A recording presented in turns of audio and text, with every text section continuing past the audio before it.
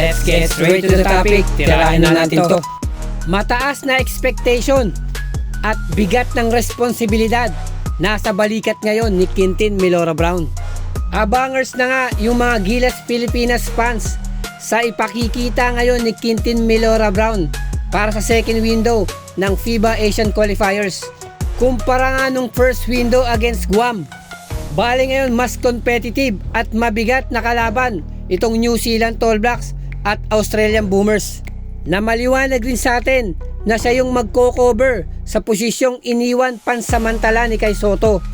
Well, may pressure nga naman at may kabigatan.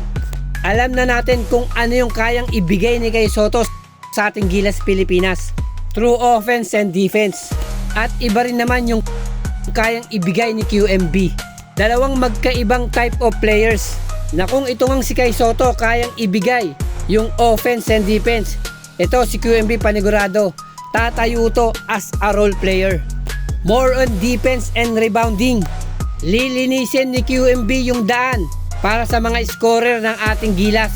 Gagawin niyang banta o decoy yung kanyang sarili para makompuse o malito ang kalaban, na sa ganung paraan kaya niyang pumuslit ng puntos.